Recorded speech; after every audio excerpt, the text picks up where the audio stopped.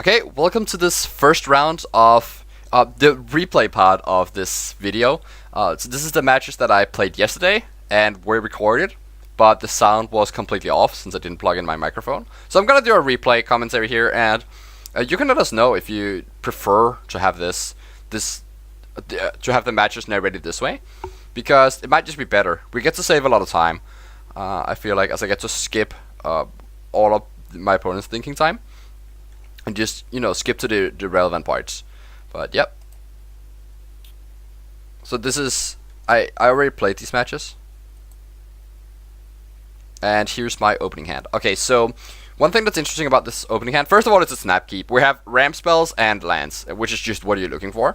But also we have the Prismatic Omen and Valakut, which could lead to a bit of an unorthodox game where we never draw any of our payoff cards, but we still end up winning the game just by controlling the board. So at this point, I'm hoping that I'm against a deck that Lightning Bolt is good against, because I'm gonna, around turn 4, I'm gonna just start casting 1 or 2 Lightning Bolts every turn with this hand. One thing to also consider is which land to lead with here, which is not really a consideration with this hand, because it's pretty obvious that I should just lead on Valakut. Because we get to go Valakut into Forest, and which normally is not that good of a curve, but since we have Prismatic Omen, it doesn't matter that we have the Forest, since it's going to count as a mountain anyway, down the line. And I might end up wanting to cycle the Shelter Thicket later on, so I'm okay with just leading on Valakut here.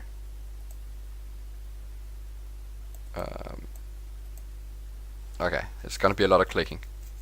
Alright, and we're up against Ancient Stirrings for Simic Growth Chamber. So this is up against the Amulet deck, a deck that I have played a lot with as well. So I know this deck pretty well too. I did play it a lot before bannings, but I mean, it's still a lot of the same thing. So here I have the option to cast either Farseek or Sakura Tribalder. I end up casting Farseek because I want to just get a second green source that is not a forest in case they somehow blow up my Prismatic Omen. Also note that we drew a Summoner's Pact, which means we'll have access to Primeval Tide in this game. And what I'm going to try and set up is that make sure that whenever they can cast Primeval Titan, that I'm ready with 2 Valakut triggers to destroy it. So I'm going to keep that in mind as I'm playing out, as I'm sequencing out my plays here. But for now, I just want to make sure that I, cast a ramp spell here. So definitely don't pre-Prismatic Omen yet. You just want to amp up your lands. Okay, so here we have Explore into a Colony Garden. And that's it. Okay, so not too threatening. Oh. I can't go back. Okay, so this turn, again, I do another Titan, which means that the Summoner's Pact is kind of freed up to be a ramp spell if I need it to be, or it can just be second Titan. Whatever. For now, I can only cast 1 ramp spell. Note that Wood Elves puts the land into play untapped, so if this Shelter Thicket was an untapped land, I would be able to cast Wood Elves into Sakura Tribalder, which would set me up for Primeval Titan for sure next turn. But now I'll have to just hope that I draw an untapped land. So I search out Cinderglade. One thing to note is that when you have these land searches like Farseek and Wood Elves, you actually have the option of getting a bunch of different land. Like you can get Basic Mountain, or with Wood Elves you can get Basic Forest. And then you can get either Stomping Ground, Cinderglade, or the one Sheltered Thicket. And whichever one you search out is actually, I wouldn't say important, but it is something that's definitely that can definitely be relevant, in that you thin out a card from your deck, and you want to think about which one you'd least want to draw. And in this case, I had the interesting option of I could get a Basic Forest, which means that if I draw Cinderglade, I'll be able to cast Titan immediately next turn. But then I have 2 Basic Forest in play, and then if I cast Titan, I cannot produce any Valakut triggers that way. Whereas this way, if I get a Cinderglade, which is the one I least want to draw, because Stomping Ground I can put into play untapped.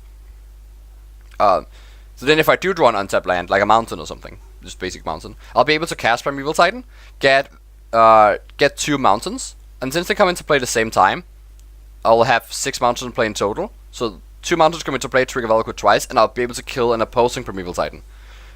They don't seem to be able to cast a Titan yet, but if they have Amulet, they might be able to. So I just want to protect myself from that. Alright, so here we have a Sousa, and this means that they're gonna be able to develop their mana base pretty well. So they cast Azusa, return to Gemstone Mine with a bounce land, which is a pretty common pattern. And now they cast Explore.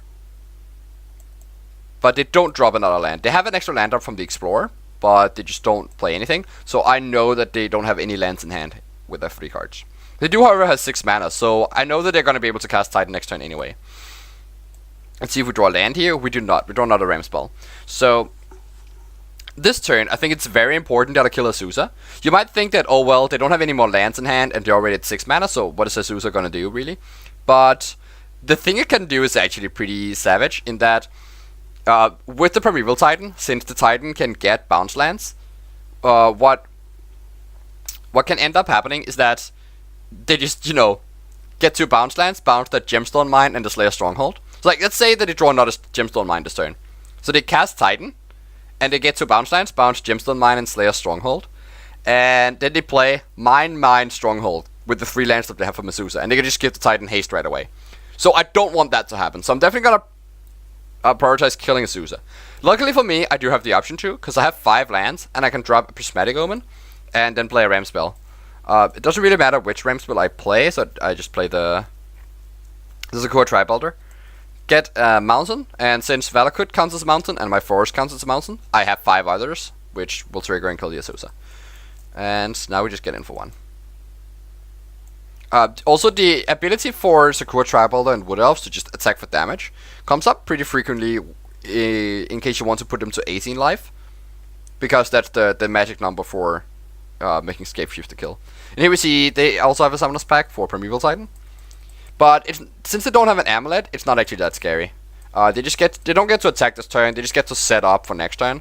But hopefully they don't have a Pact of Negation, and I can just play my own Titan here. My opponent goes for Vesuva to copy Valakut, and sadly this moment is lost. But in the video, I'm like panicking. I'm like, oh no, the Prismatic Omen turns the Valakut into a mountain, so now they can play my strategy. And then I realized that Prismatic Omen says lands you control. I think my opponent also did not realize that this is what it said. So actually, I also don't really know why they got a Cavern. That's very weird to me. I didn't even notice in the time because I was so focused on the Vesuva copying Valakut. Okay, so apparently the replay broke and I can't continue from this spot. But I can tell you how this game ended out because it's gonna end very soon. What happens on my turn? I draw something that isn't a land, which is not that great. If I drew a land, I'll be able to play Primeval Titan, get 2 Valakuts, which would be both Valak. Oh yeah, okay. It says the game has ended now. Yeah, I mean the game did play out for a couple more turns, but I think there's just something wrong with the replay, and I think it's related to this Cavern of Souls, and I'm not even sure it actually got a Cavern, which is probably why.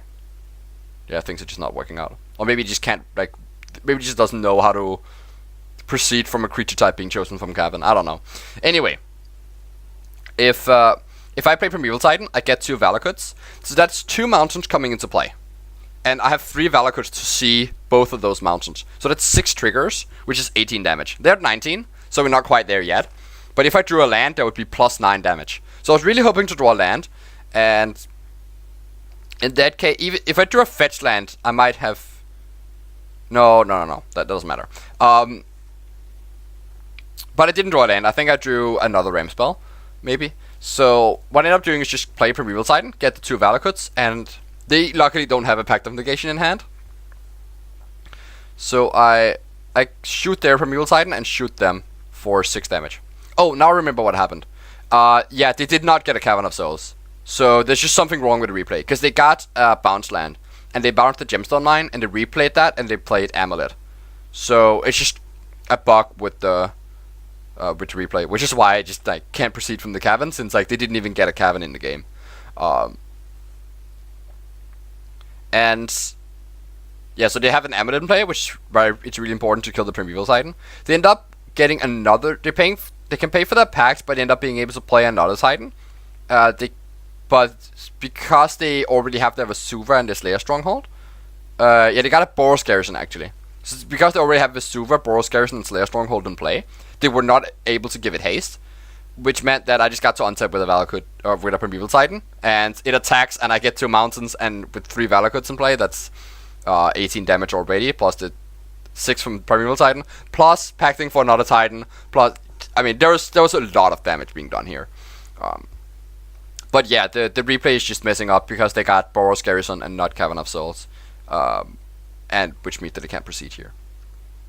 Alright, but that was a pretty simple game 1 victory, which did show a little bit of what the Amulet deck does, but showed a lot of, you know, how the Valakut deck operates. It wasn't necessarily the fastest kill, but I was able to, on turn 4, when it really needed to kill Azusa, I was able to kill it off with by triggering the Valakut, and then on turn 5, I could deal 18 damage with my Primeval Titan entering the battlefield. So, yep, let's move to the next game. Actually, I'm gonna show you how I sideboard. So, I'm against Amulet, and I know that I don't want Relic of Progenesis, so I'm gonna cut both of those.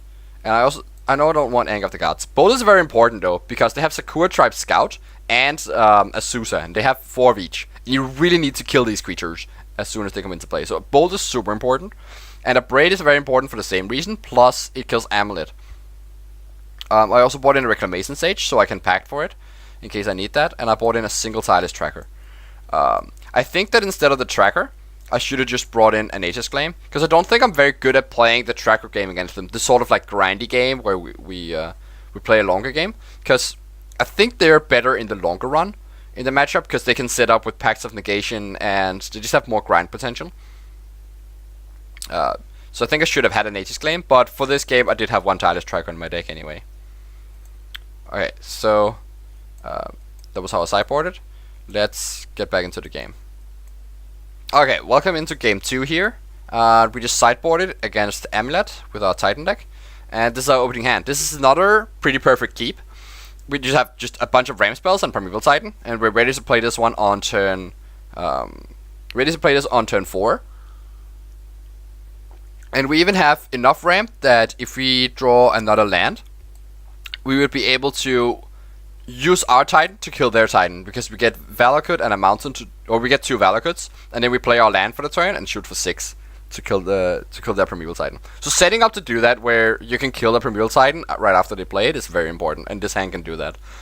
One disadvantage though is that I don't have any bolts or any braids or anything that kill Amulet, so I am very vulnerable to that. Like I can definitely get killed very early on. And here they lead on Sakura Tribe Scout, so I would love to draw a bolt. I do not. I draw an Abrade, which is okay. I have to leave the Tribe Scout in play for a turn, and just fetch to cast to suspend Search for Tomorrow. I do have an option here, because I can fetch out a basic forest, or I can fetch out Stomping Ground. And actually this is quite relevant. So the advantage of fetching out forest is that I take 2 less damage, but that might not be the most important in this matchup. It also means that my Cinderglade comes into play untapped. But since I won't need to play it until I've, cast both Tribe Elder and Search, I'll have enough basics anyway, even if I get Stomping Ground. The advantage of Stomping Ground, though, is that in case I draw a natural Valakut, it's very relevant. One thing to note that you might think when you're playing this deck that you just want to get as many mountains as possible all the time, but that's not true. Because with Primeval Titan, since it costs 6 mana, and you only need 5 mountains in play for Valakut to trigger, when you get the 6th mountain and you don't have Valakut in play already, that's kind of a spew. So instead it's better to go for 1 basic forest and 5 mountains, not necessarily basic mountain, but 5 mountain type cards, and then you catch your Primeval Titan, and you'll still have enough to trigger your Valakut, and there'll be no interruption, but you're not wasting a mountain, so to speak. And with Scapeshift, it doesn't matter how many forests you have in play, and you actually prefer to have triple green, so you can go Ram Spell plus Scapeshift in the same turn. So fetching out a forest is totally harmless. The second one can be very annoying though, because at that point your Primeval Titan gets a lot worse, and your natural Valakut draws are so much lower. In any case, I do decide on just leading with the getting the Stomping Ground, because I don't think the damage matters as much. And I can see a scenario where I draw a natural Valakut, and then it's definitely better. Okay, so they go Ghost Quarter, Explore, put in Bajuka Bark, and attack for 1, which is odd. Because normally they would, be using the Sakura Tribe Scout to put a land into play. from their hand. So the fact that they're not doing this tells me that they don't have any lands in hand, and most importantly, they didn't have no bounce lands. So having the bounce lands is where the deck really starts to take off. So here I have the option. I can play a Sakura Tribes Elder and just continue ramping, but I'd really prefer to, like, since next turn I'll have the Searcher tomorrow come off suspend anyway. Ooh, they got the nice new time counters. I'll be able to have 4 mana next turn anyway. So I know I'm gonna cast a 2-drop this turn, and next turn I'm gonna cast 2 2-drops. But it doesn't matter that I get the extra mana from Tribal Elder right now, since I'm still gonna be able to do that. So I can go Upbraid this turn and then double Tribal Elder next turn. Now I also do a Scapeshift, which means that I might be able to do the Primeval Titan into Scapeshift kill, where the Titan just, gets you enough lands so you can cast Scapeshift the following turn. Or maybe I'll just get lucky and just have a Scapeshift kill available. So upbraiding upbraiding this turn seems like a good idea. The thing is though, that I don't need to upbraid the Sakura Tribe Scout right now, because I know they don't have any lands in hand. So what I could do is that I can respond to a bounce land by killing off the Tribe Scout.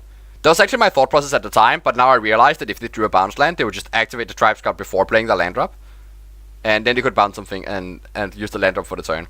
So that's a very flawed logic, but it ended up not mattering, but we'll see here. I ended up passing with the Upbraid up just to keep myself a little bit safe, so that they don't get to ramp. But I don't think I need to kill the Tribe Scout right now.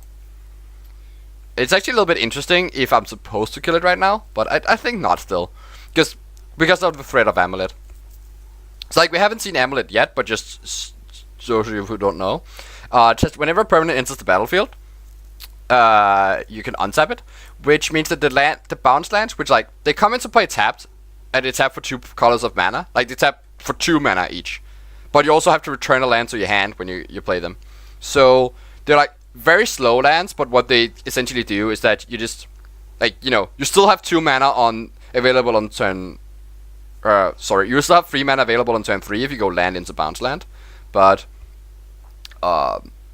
so they're not doing anything broken because you have to return a land to your hand, but they still, they allow you to draw extra land. But with the Amulet in play, it just the bounce lands essentially come into play untapped, which is pretty good because that's at that point you're just boosting up your mana, because